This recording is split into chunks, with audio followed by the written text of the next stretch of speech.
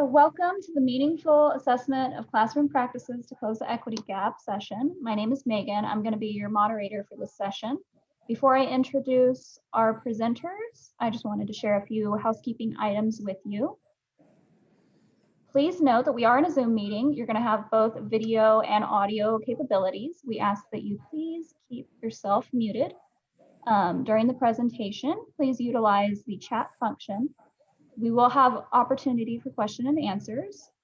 And let me go ahead and pass it off to our presenters.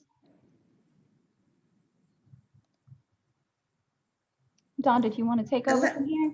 And okay, looking for the PowerPoint up now, please. Why don't you start, Mary? I'll cue the PowerPoint. Okay. So welcome. This is the Anza College, and we call ourselves the Student Learning Outcome Core Team. And let me introduce myself first. I'm Mary Pape, and I am the Student Learning Outcome Coordinator for the instruction. And next, Veronica. Hi, welcome everyone. My name is Veronica Acevedo Avila, and I am an English faculty member at the college. I'm also the SSLO coordinator working with the non-instructional side of the college. And I am also co-coordinator for the Latinx at Empowerment at the Anza program. And I'll hand it over to May. Hi, everyone. My name's May Lee. I'm a faculty in ethnic studies. I'm also the vice chair of curriculum. Good to see you all here. I'll pass it to Dawn. Good morning, everybody. Thank you for being here at this session with us today. My name is Dawn. My pronouns are she, they, and I'm the faculty director of professional development at the Anza College. And I know some of you have started introducing yourself in chat. I encourage you all to do that so that we can all connect with one another. So thank you and welcome. Who am I going to go to next? Let's see. Karen, you want to introduce yourself? Yes. Good morning, everyone. Oops, unmute myself. Okay. Thank you for being here and joining us. My name is Karen Chow. I am an English and Women's Studies and Asian American Studies faculty at the Anza College. I'm also currently the Academic Senate President. And so in that role, I'm also serving on our SLO core team and really thrilled to be with my colleagues presenting to you today. Thanks. And today we are missing our institutional research person, Mallory Newell. She is on a well-deserved professional development leave. And standing in for her today is Lisa Lee. Lisa, how about if you introduce yourself, please? I think she's in here. I saw her name pop up. Maybe she is not in yet. Okay, thank you. So we'll go on with our presentation then, please.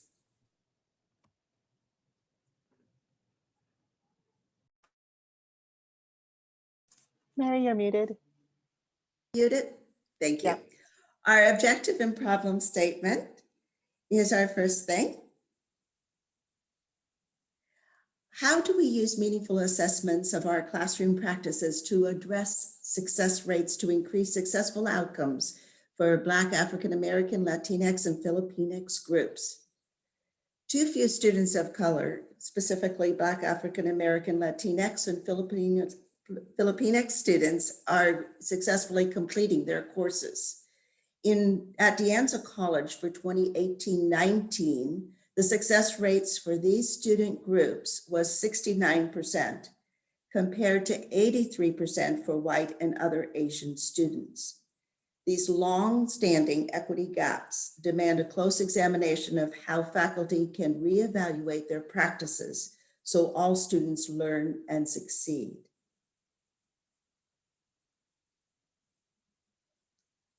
Factors to consider when we're looking at student success and equity gaps. First of all, academic skills that students bring with them to the classroom. And I can't help but breaking here to mention a takeaway I had from our keynote this morning. And it goes like this: we must be ready for our students. They do not have to be ready for us. And along those lines, we know that nationwide in the state of California, in the Bay Area, wherever you look, school quality and the quality of preparation for students. And we know that students in targeted group it differs widely.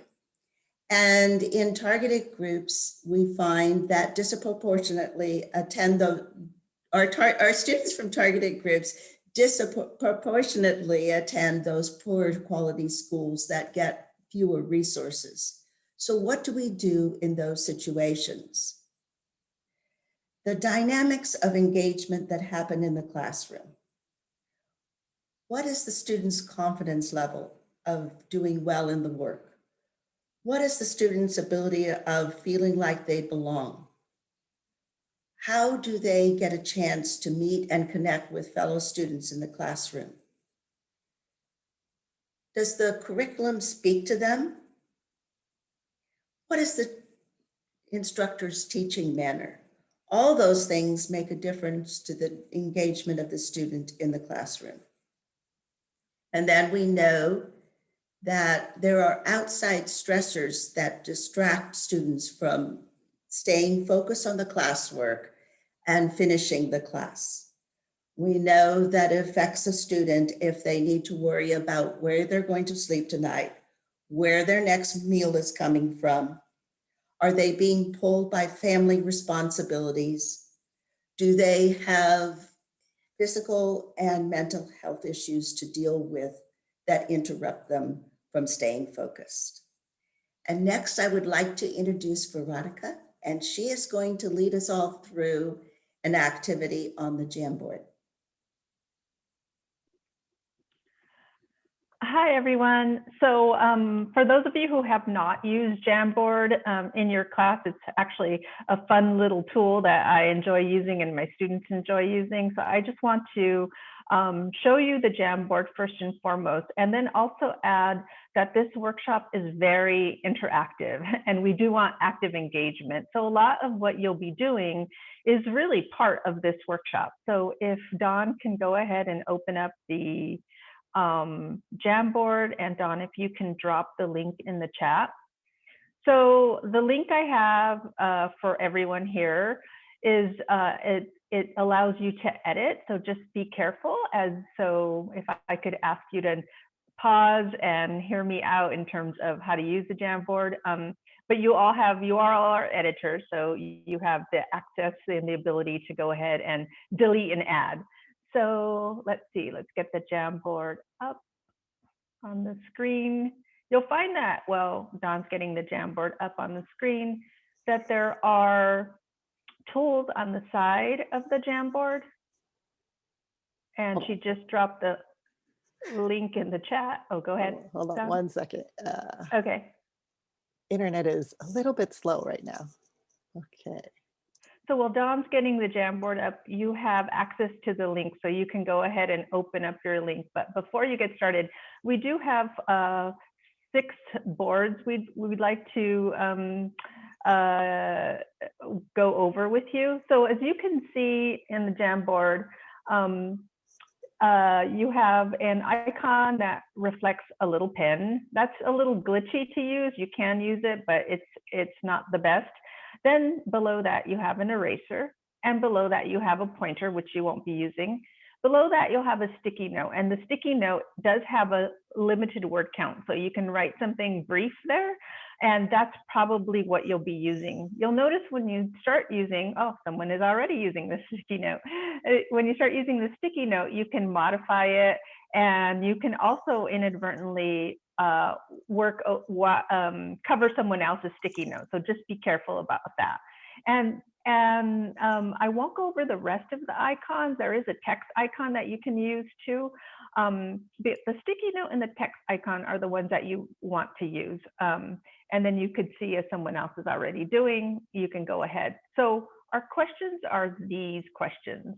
Number 1, how do you address the different academic skills that students bring to your class?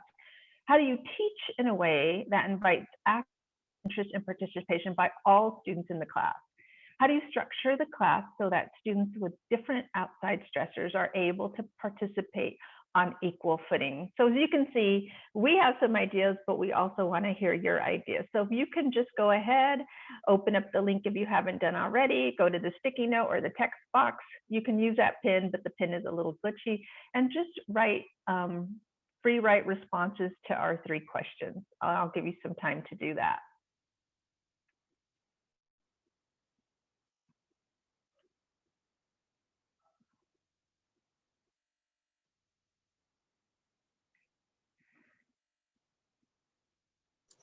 So Veronica, while people are doing that, right, let's kind of talk about this at a metacognitive level so we can tie into some of the things that we already asked in our first question, right? So this is a very interactive strategy, right? And what's some, give us some insight on the strategy in terms of engaging students and how this might, impact them in terms of their learning. Well, as you can see, Mary brought up things that issues, situations that students, especially when we're talking about students of color, especially when talking about lower income students, which are a large part of our community college populations, that they bring to the classroom, right? So then we have to think of creative ways of engaging our students who are not reaching these equity gaps. And so we do this as a group. We do this exercise in which we reach out to you because we find that there are common denominators, both in ways of reaching out to these students and working with them, and also in addressing these issues. So I can see the sticky notes, I'm just going to read them.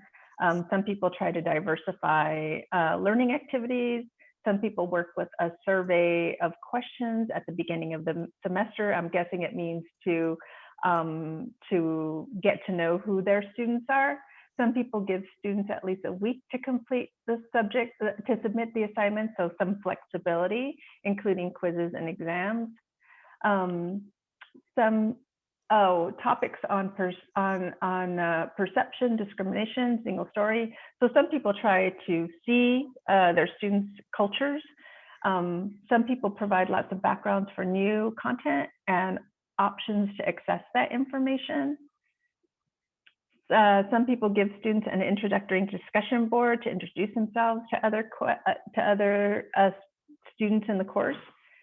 Some people start to see one that says start simple so students can feel confident. So accessing their confidence by introducing, the heavier concepts later, I'm guessing. Some people student-centered, have a student-centered approach, lots of working with partners, opportunities. So as we can see, there's a diversity there are diverse ways to reach out to students to get them engaged. Some people use the polling, I'm guessing on Zoom or others, to question students about participation or participating during student virtual sessions.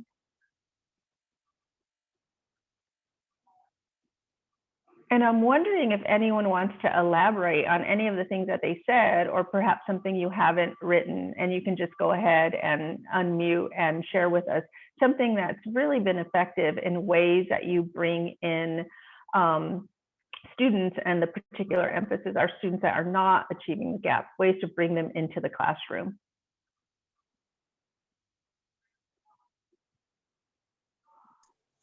If you'd like, you can raise your hand, or you can also put in some thoughts in chat as well. I can lift those up too.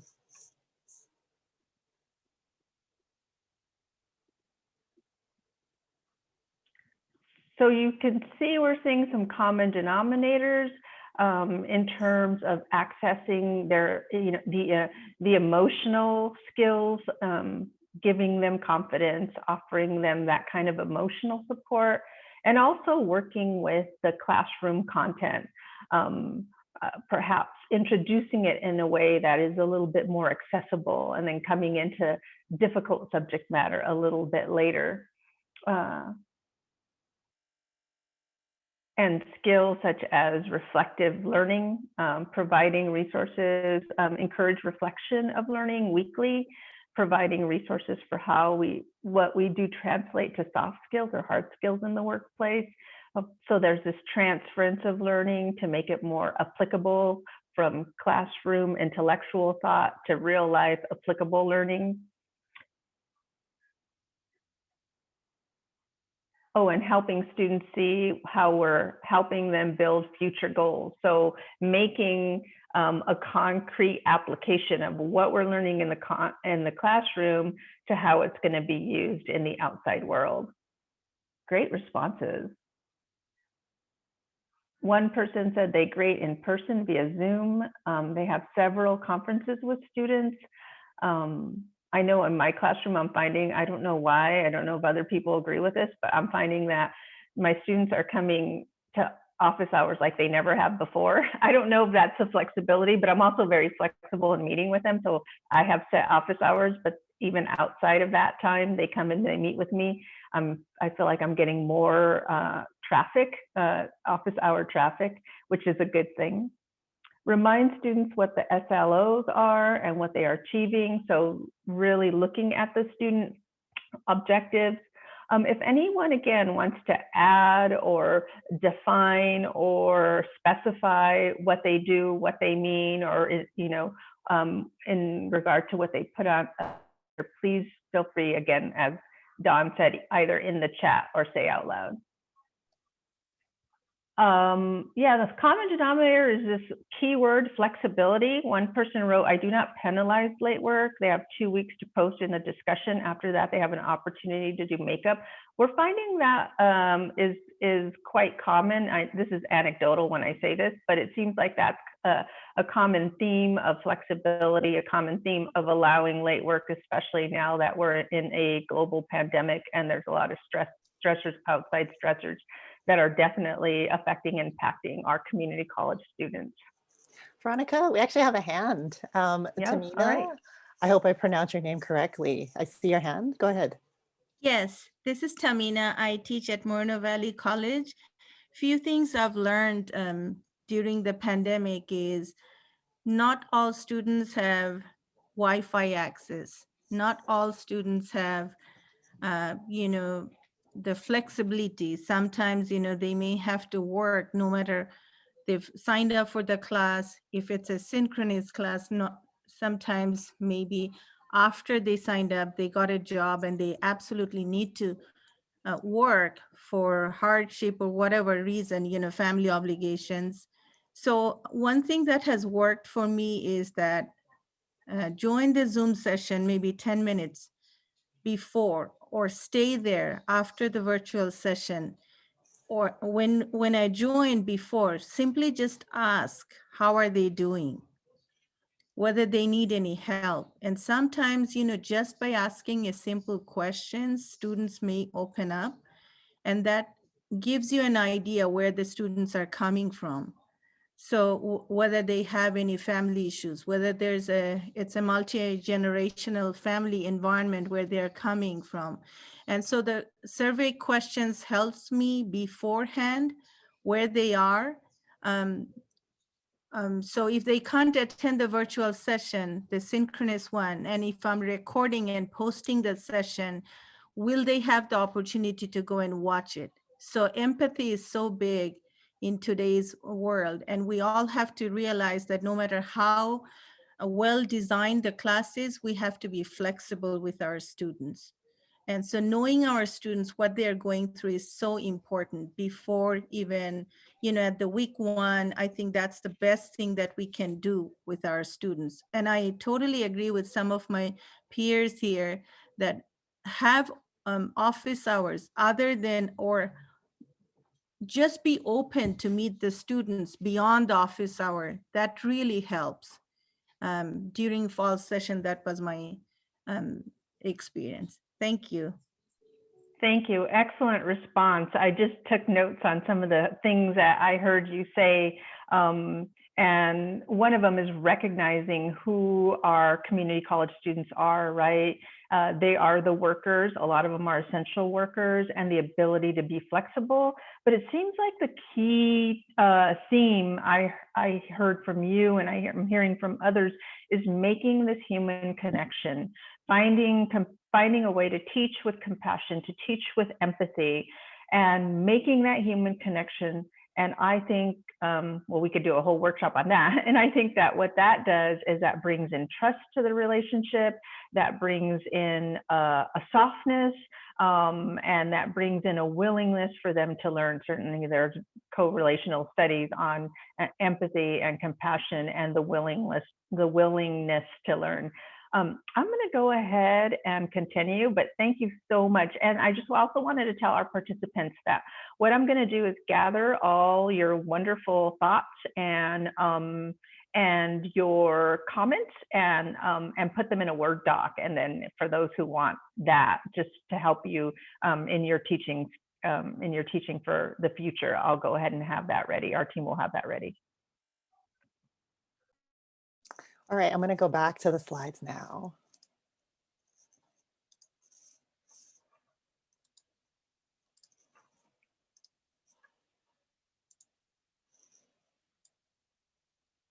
All right.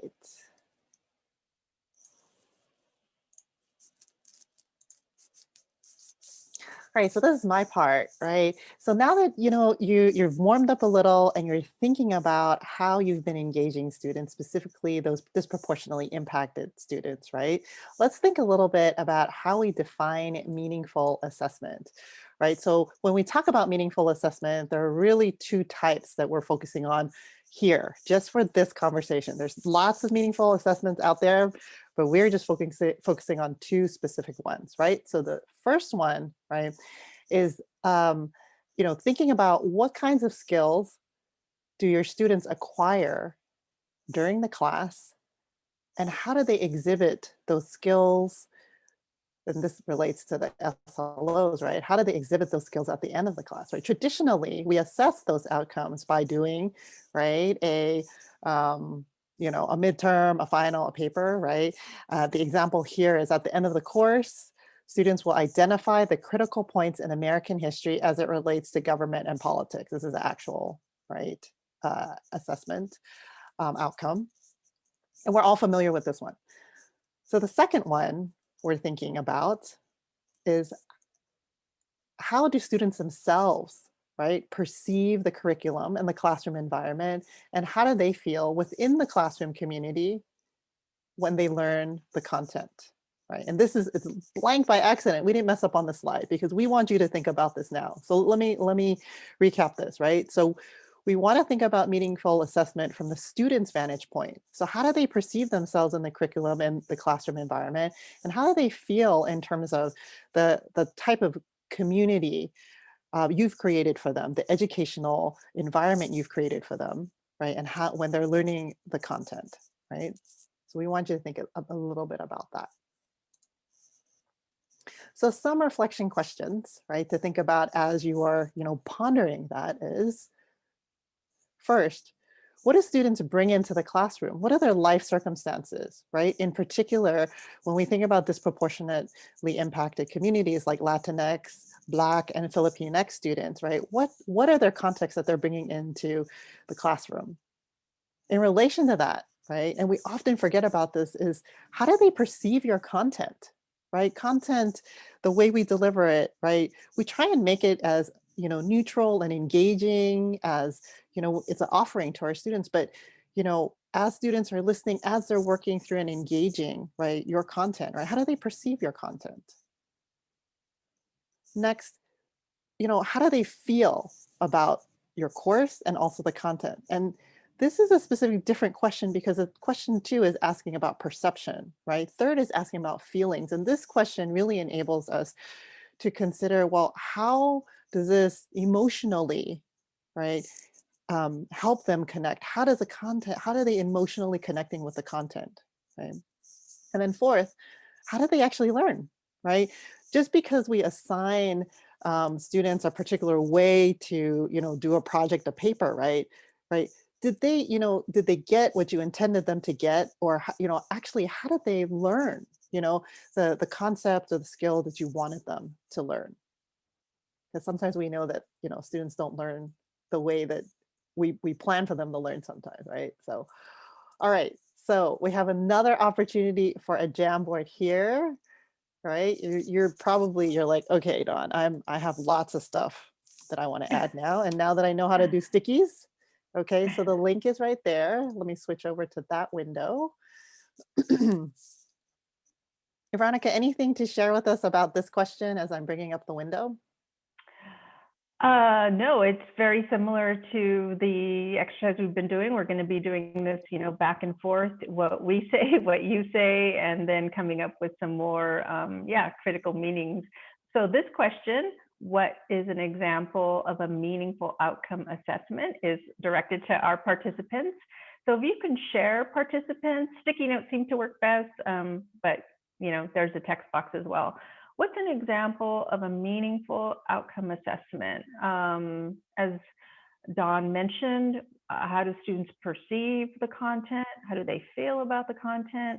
And when we're talking about those kinds of meaningful assessments and not the more traditional assessments, what's an example of a meaningful assessment outcome for you, for your students, for your class, for your content? And I'm going to go ahead and give you a minute to ask about that. Oh, I'm sorry, folks. I'm sorry, folks. I'm seeing in chat that the link goes to an older Jamboard. I'm going to give you the correct link now. All right, that should be the correct one. Hold on, is that the correct one? Yes, that should be the correct one. Okay. All right. I'm sorry, Veronica. Technical difficulties. That's what happens with our students. That's what happens with us. So thank you for understanding, everyone. So go ahead. What is an example of a meaningful assessment outcome? And as you're gathering your thoughts and sharing with us, if anyone wants to elaborate, if anyone just wants to share, you can raise your hand or put it in the chat. We'll go ahead and have you share out loud if you'd like. Yeah, and thank you, Katie, for pointing out in chat. It's exactly the same link that we put at first. If you want to click this arrow right up here, right at the top, you just advance to the next slide or the next board, and that's how you get to the second one.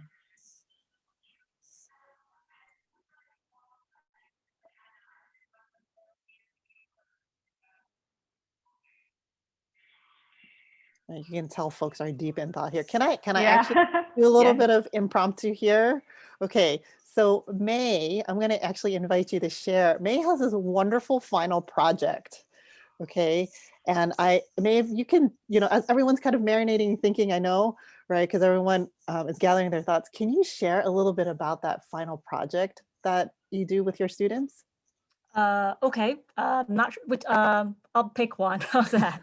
Well, you do great final projects. Okay, so for one of my, I teach an Asian American history course, and for that course, the final project, I used to have formal papers that people would have to do, and as an instructor, it may not be so fun to read through those, and also as students leave the class, you don't know, like 6 months from after they've left the class or a year later what they remember from the class.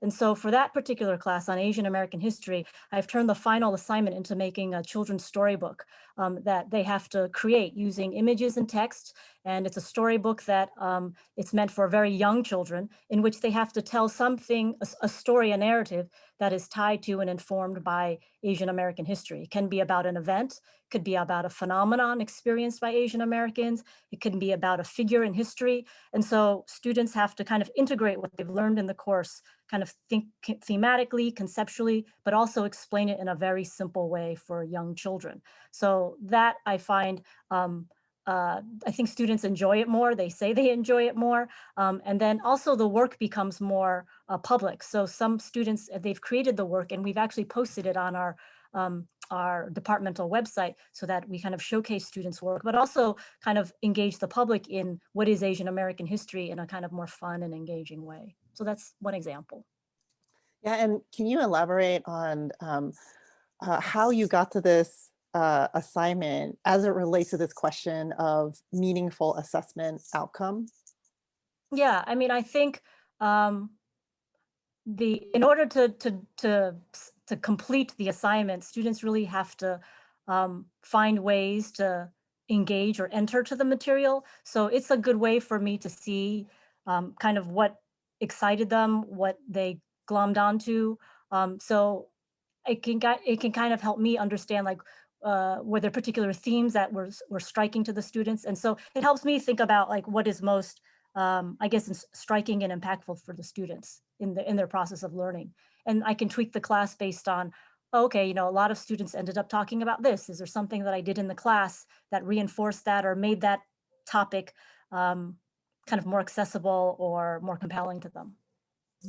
Yeah, thank you, May. And if we remember the questions that I posed earlier, right, they're questions around, okay, how are students connecting, right, with your content?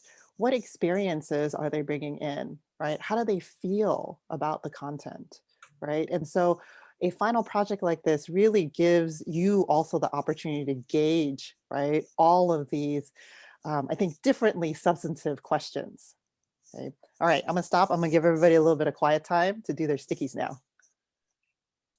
And boy, I'm just going to start reading some of these stickies because they have, as when we've done this before, just very insightful ideas that can be applied universally throughout all our classroom and classroom content. So one is assess what instructor college needs with what the student needs. Another says, can the student relate to the content? So really questioning how can you help that content be relatable? Am I using real world examples that my students can, I think. Sorry, I just zoomed in a little Oh, bit. okay. Let me zoom back out. Am I using real world examples that my students can relate to? For example, I want to start a landscape business. Can the student understand the costs that relate to it? An opportunity for students not only complete assessment, but to make mistakes and then go back and edit them for higher performance. Yes, I teach writing, and I'm always, writing to me, writing is revision, so I can understand that one. So giving them that opportunity to get better through practice, right? Definitely. And I want my students to not just learn the material, but learn life skills, such as groupthink and critical think. So having these transferable skills, definitely, especially in academia, right? We teach them, how to work with groups. We teach them how to think critically about the things, content, subjects, and then helping them make that application to real life. Students propose new government legislation, local, national, and articulate its potential impact. Well, thank you very much for whoever's doing that, because we need good legislation out there and a good grasp of government, given what we're going through right now. A presentation on class outcome, worded in student speak. Oh, nice. So you make it accessible to students in the language that you use. Yeah, oftentimes I know we teach in academia, an academic language, and it's foreign to students. It's very unfamiliar, especially to our new community college students are in this open access, sphere of learning, our community college system. So she gives an example, or he does, or they do. What did you learn about diverse cultures? Students connect more with the images, and gifts, so that they love using creativity. Oh, nice. So yes, the text can be seen in an image, right? The text can be seen, a message can be seen anywhere. It's not just in a written language. Template for the project where student uses data from their real life experience. So yeah, I'm finding a lot of common denominators, really going into the culture of the student, very Paulo Freire-ish, right? Going into the culture of the student and working from there, as opposed to us, talking to them about content and expecting them to just grasp onto the more abstract. Using relatable opportunities as they are trending. Amanda Gorman poem, teaching rhetorical devices. Yes, definitely real life, what's happening now, and applying that to what you're doing. Doing primary research to find what people think of a term. Very nice. So giving students context and content and background information to help them learn. Maybe I should have students write a brief submission about which one or two lessons or concepts have had the biggest impact on them, and how that helps them understand their physical environment. I teach physical geography and weather and climate. It can be a low stakes, not many points, although the previous breakout said I should not use points for anything. I'm going to say, and I would love my colleagues to chime in here, that you use whatever works for you. If points works for you, then use points. If points don't work for you, then don't use points. But I think I say that not flippantly. I say that sincerely because we also have to be comfortable with how we teach, right? And that's part of the authenticity and the meaningfulness of it. Is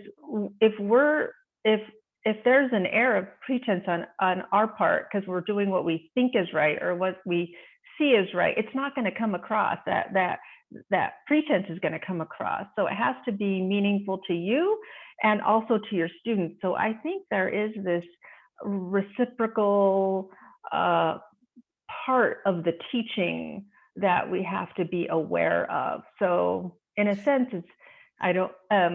it's important to know who you are and what you bring into the classroom too, I think. Yeah, and John, did you want to? I do. So, Yeah. and if we remember from our first board too, right? Many of you talked about how it's really important to help our students understand what's going on in terms of our teaching in the classroom. So just to add to what Veronica said, and someone put this right there, if you value it, use the points, and students value points, but also be very transparent about what does it mean, right? For you to use points and how are points assigned, and that transparency in teaching, right? Transparent teaching, which I know that Veronica and I have talked about, right? Is also very important when we think about not only disproportionately impacted students, but students in general. And I love that comment. Thank you about the transparency. And I love that comment tying transparency to value. If it's important to you, then be honest about why it's important to you and share that with your students because they'll see it too. And it might not be that important to them or it might be off-putting, but then that's a conversation you and the students can have, right? Why is this important? This is how we're going to work with it, being transparent, and they'll see the authenticity and the honesty. And I think it'll lend itself to respect of you as a teacher and teaching that too. There's another comment halfway through the semester, students reflect on their learning style. For their final project, they can choose whatever form benefits. Oh, I like that. So again, it's very much I see a lot of ownership, giving students ownership of the curriculum and letting them take charge. I like that. I'm going to go ahead and turn it over to our next presenter because I know we can spend a lot of time on this. All right, folks. Our next one, our next set of slides is actually, we're going to have May come in to do this. And it's pretty data heavy. So I just want to get y'all ready. Okay, May. Not to scare everyone, right? I'm a qualitative anthropologist, so quantitative is not my thing, so don't worry. But I wanted to go back to the comment about just kind of meaningful assessment. And I think the title of our session is Meaningful Assessment of Classroom Practices. So I think in the discussion we had, we kind of broadened that out a little bit, and we actually included kind of student outcomes. But I think I want to bring us back to thinking about meaningful assessment of classroom practices. So that means the information that we or I get as a faculty, whatever I get from this assessment, I'm going to use this to actually tweak my class or tweak the next time I teach this class. So I think thinking in terms of that framework might be useful in how we design what the outcome is. What is the information that I want to get from my students as a faculty member so that I can, in the next week or in the next 3 weeks or the next quarter, actually do something differently in a way that is more effective in the teaching. So in this section, we're going to turn to data, and I'm guessing, most of your colleges, your institutions have equity data. We have that. And sometimes it's used at this very kind of, bird-eye level. But what we want to do in this session in turning to data is to kind of draw the linkage between classroom practice and our own assessments of meaningful assessments of our own classroom practices and tie that to how maybe data points might be a good frame of reference for that. So we can go on to the next slide.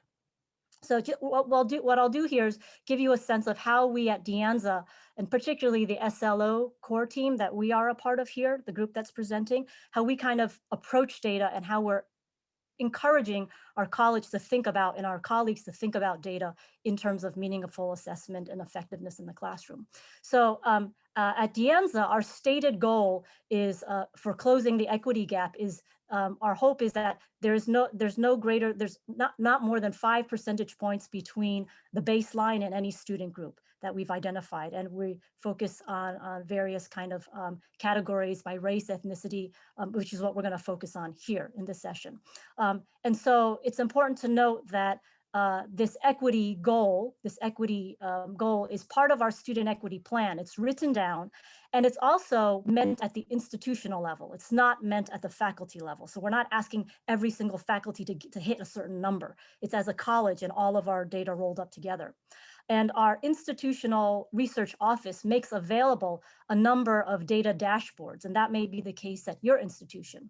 So we can play with these dashboards individually as faculty, and we can see the rates for course success and retention at different levels. We can see it for the college as a whole. We can see it by division. We can drill down by department, and we can drill down by course, and we can even drill down by sections. So I could try to even look for the section that I teach, or the course and the multiple sections that we offer for that course.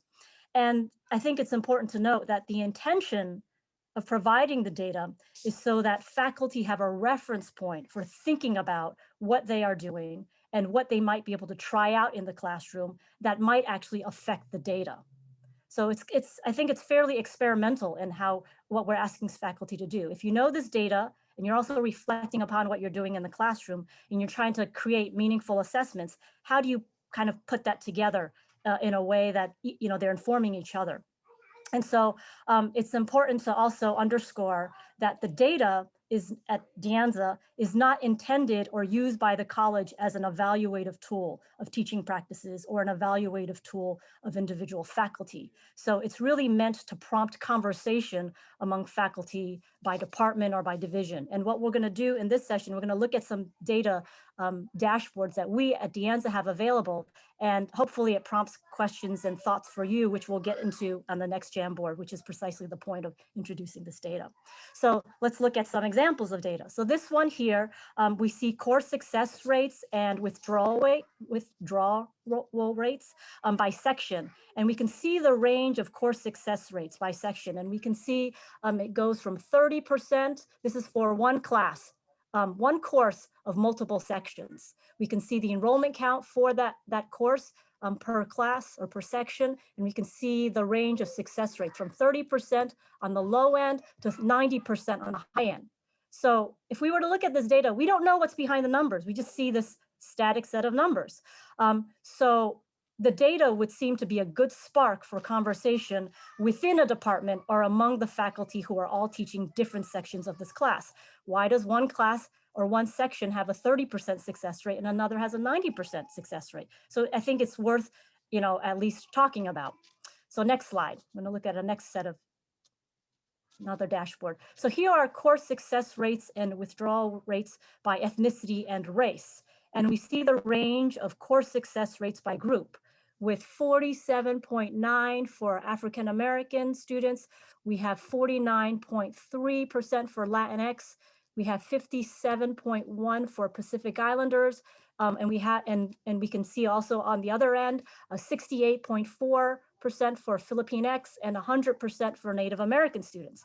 And we can certainly see gaps of more than 5% between the overall course success rate and for a number of the student groups. We can also see the enrollment numbers. So that helps us make sense of, Native Americans at 100%, well, there are 4 students.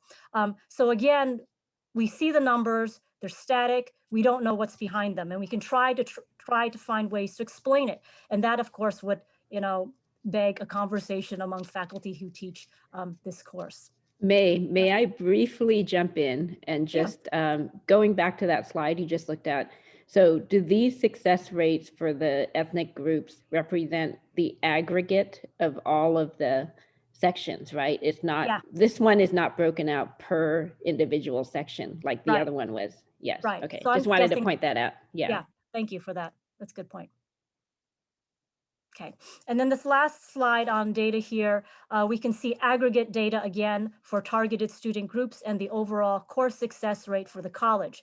And we can see the percentage point of the equity gap for the student groups and what it means to close the gap in absolute numbers. That far right column there, additional needed successes, those are the number of students needing to pass, or courses to be passed by students individually in order for us to actually close the gap. The percentage points there, I think for African-American students, it's 11%, for Latinx, it's 9%, for Pacific Islander students, it's 11% as well. Okay, and so just to close up, some of you may have easy access to comparable data at your college. Some of you may not. Seeing the data probably sparks a number of questions for you all, which is precisely the purpose of offering and thinking about these data points as a reference point for meaningful assessment. So what we're going to do now, Veronica is going to lead us into hearing what your questions are now that we've kind of talked about data. All right, I'm going to put the link in chat again. But if folks still have the same Jamboard open, you can just click the next arrow and it is the next board. All right, so you can get started on there. And then as I'm queuing this, we do have a question, May, for you from Katie. Katie's asking, was there any pushback to releasing section level data? And if so, what was that conversation like? Oh, maybe we could just do like a real quick answer to that. If anyone else wants to chime, I haven't heard any particular feedback. And what's interesting, I went to look at the data dashboard yesterday, and I was trying to look for my section. And so I went to a specific academic quarter. I looked for my course number. I looked for my section number, and I couldn't find my section number. There were other numbers on the dashboard, but not mine. And so I was thinking something's not quite right here. I think we actually have assigned section numbers, but they don't correlate to the one that you know that you taught. So it's somewhat anonymous. So from the outside, people can't quite see who taught what section. But for you individually, you can go into the dashboard, and if you know what your student enrollment number was, you can probably pretty guess which one is yours. So there's a layer of kind of anonymity there that I think perhaps mitigates some of the discomfort people might have for people being able to identify who taught what section and what the equity, the gaps are. And again, also, I think the approach that we have at De Anza is we're not trying to use the equity data to say you're doing good and you're doing badly, and we need to get you up to this, and learn from this faculty member. It's really about, okay, that's why we're not evaluating individual faculty or courses by that, but we're trying to move the college and move the data for the college. So I think in that spirit, our conversations are more facilitated with that intention in mind. All right, I'm going to let Veronica set us up. I see your question, Penny, in chat, but let me let Veronica set us up first so folks can get started on Jamboard. Then I'll go to your question, Penny. Go ahead, Veronica. And I also realized aren't we a little over time right now? How's our time, or no? I think we end at 12:30. Oh, we end at 12:30. Good. Okay. So questions here, and I see you're already jumping in. What questions? Thank you, May, for that solid explanation of data. And I particularly like May's emphasis on the data is not meant to be used against us. It is meant to have a meaningful conversation, a robust conversation. So questions here, please go ahead and chime in. What questions come up when you see these equity gaps? What questions come up for you? What do you think? Do any questions come up for your students? What is your role in setting the stage for how a student perceives, feels, and learns in your class after seeing your own gaps? And how might that be different for different students? So go ahead, and I'll give you time to put your thoughts down. And if anyone, again, has any more detailed information they want to share, comments they want to share, you can do that in the chat, or you can just go ahead and raise your hand, and we'll be on the lookout for that as well.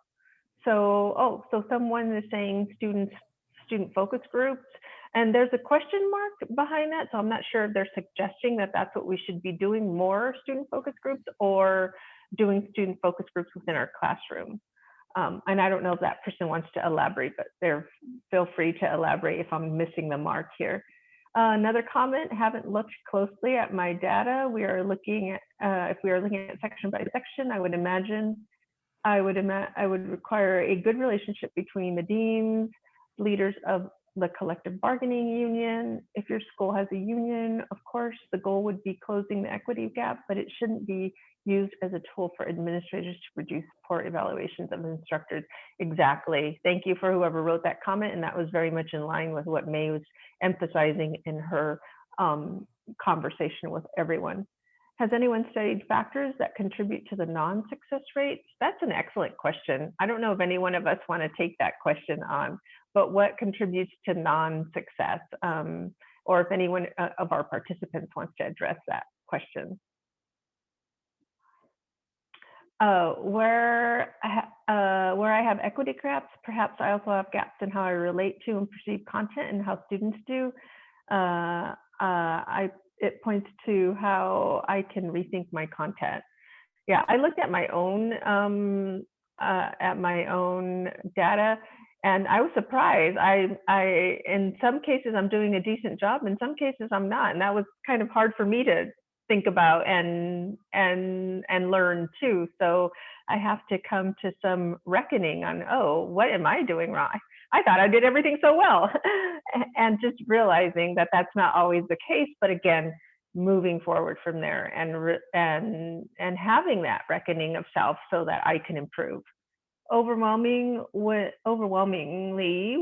when we shared this data, our faculty just really wanted to know what to do about it. The questions are about how to act on this strategically. I see, May, you want to chime in? I see you agreeing with that comment. Yeah, no, I think that's where we are at De Anza too. You know, a lot of this data is presented in kind of college-wide meetings of all sorts, but there's somewhat of a disconnect, I think, between those kind of presentations of the data and then as individual faculty, what do we do with it? So I think what we're trying to encourage with this session is to think about, okay, one, we want to kind of think about creating meaningful assessments of classroom practices, and then we also want this reference point of data. So it's kind of, I think, for us to figure out what it is. And, you know, as a faculty member myself, I don't get too attached to the data because I play around with my courses from quarter to quarter. So one quarter I could have terrible data, and the next quarter I have great data, and the next quarter I have terrible data again, because the way I change my rubric. You know, I'm noticing this of late, like and I'm teaching 3 classes right now. Each of my 3 classes have different rubrics, even for similar assignments, wondering why I did that. I can't tell you for sure, but it ends up resulting in different course success rates, or affects that. So I think it's, the idea here is that teaching is this iterative process, and it doesn't mean it's linear, that it's iterative in the sense that you get better and better and better. Hopefully you do, but you're experimenting all the time. And so I think how I think about the data as a reference point is, oh, I'm just seeing, what are some of the levers that actually affect it? And are those the levers that I actually want to kind of tap onto? Thanks, May. I wanted to make sure we got to Penny's question. I think you responded in chat, right? Penny in chat asked, at a small college, there may be only 1 to 2 sections of a course in the semester. So was your data from one semester or multiple, and what data tool are you using? Right, and May's answer is in chat. All right, we also have a question from Kara. Do faculty have access to Tableau course level SLO data? How do you manage privacy so that faculty could see course level SLO data only for their own section? Is this a question for Lisa? May? Yeah, Lisa, if you're here, Lisa Lee. Hi, I'm actually not too familiar with De Anza's Tableau tool yet. I just started at the college just this month, but I can speak to our inquiry tool. Our inquiry tool is built in-house by our ETS department. Everyone can access it via our My Portal, so it's not public facing out tool. I do know that when the inquiry tool was built, the section level data was only accessible to the faculty that was teaching it, right? May, based on what you just recently shared, it sounds like now all the sections are available for faculty to see. But again, in terms of faculty names or identifier attached to the section, going into the inquiry tool, you wouldn't know who taught that section unless you knew the term, the exact CRN that belonged to your section. Thank you, Lisa. I think Mary, I see your hand up. I think you want to add. Go ahead, Mary. Yes, I heard on that particular one, the student learning outcome assessment data, and that we do make public the summaries, but there are no names attached to it when we make it public. Because I heard assessment data summaries and how we make that attached. And my experience with our inquiry tool, which is the one that May was addressing, is that you do not see other people's sections. There is a little, there's a little glitch to it when you go in to try and get one section and then you come back out to do all sections again. And it kind of doesn't work quite as smoothly. The first time you go in, if you go and choose a set of courses and you choose your section, you will see just your section and nobody else's. And then after that, as I say, it just doesn't quite give you what you think you're looking for. So yeah, but it does, it's safe as far as nobody else sees your course and you don't see all courses. Thank you, Mary. We only have a couple minutes left. I wanted to give an opportunity for Veronica to share one final thought before I transition to Karen to wrap us up. So Veronica, any last thoughts on this board before we transition? The last two, I hope I read everyone's, but one is understanding the developmental cultural, contextual, historical diversity of learners is central to understanding how people learn. We as educators we all realize and recognize this, and it's related to the next sticky note, which says equity gaps are a result of systemic racism. If we don't have this conversation, there will be no movement. Thank you for whoever wrote the systemic racism, both former President Donald Trump and current President Joe Biden, not to get political, but they are, I think they are some of the first. I don't think President Obama did it in his term to say systemic racism exists. So thank you for definitely, that is a needed conversation, and thank you for saying that in here to us. And with that, I'll turn it over to Karen. All right, so Karen's going to wrap us up with some last thoughts. Yes, so I hope that everybody feels inspired and has a lot of thoughts on their minds as a result of all this information that we've presented. I want to give props to my co-presenters for doing such a great job. And I think we'll just go straight to opening up for questions, especially about challenges and resource needs that we might have in order to do this work of assessment as deeply and meaningfully as possible.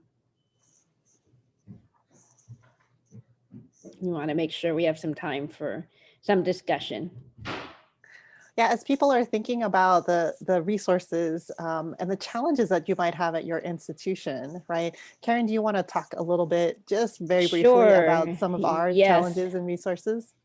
Yes, well, certainly, I think the first one is that as faculty, as instructors, right, we're so busy teaching, right, and taking care of our students' needs, that this work of looking at data, reflecting, time-wise, right, it can be a challenge to create the time and space for how to do this work.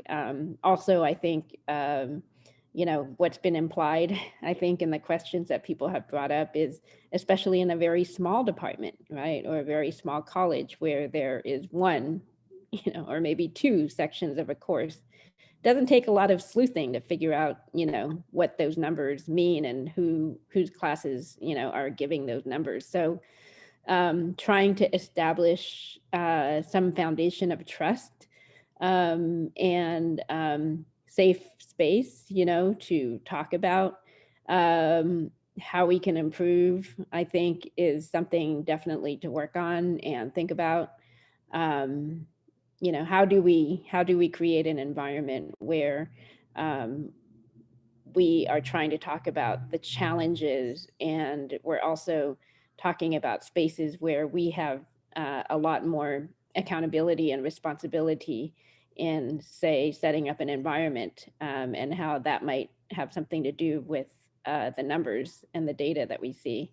And also, I think, like May said, to not get too caught up in the data as well, to try to, in general, make it more about how can we best serve our students, maybe take it back to a level of engagement and dialogue at that level. Mhm. Yeah, thank you, Karen. So unfortunately, we're out of time. We will be sharing the information on the Jamboard to you. I believe Veronica mentioned earlier, right, that you'll be gathering all the information and sending that out. I just want to take a minute to say thank you to all the participants. We usually have plenty of time, but you all participated so much in the Jamboards, and there was so much, good stuff that came in the Jamboards that we actually ran out of time. But please feel free to reach out to us as well if you have any further questions. Veronica, are there any last things to conclude with? I just want to echo what you said. I think we try to make this a very engaging and participatory workshop, as you can see, a breakout session, and you give us ideas. And so I want to thank you for your participation. I want to thank you for your ideas. I'm going to put it together in a Word document so we can send that out. I'll talk to Mary and the leaders of the symposium so we can get that out to you. All right, and thank you also to my fellow co-presenters. It was a pleasure for us to share this information with you, and hopefully we got some good discussion going for you. Have a wonderful rest of your afternoon at this conference.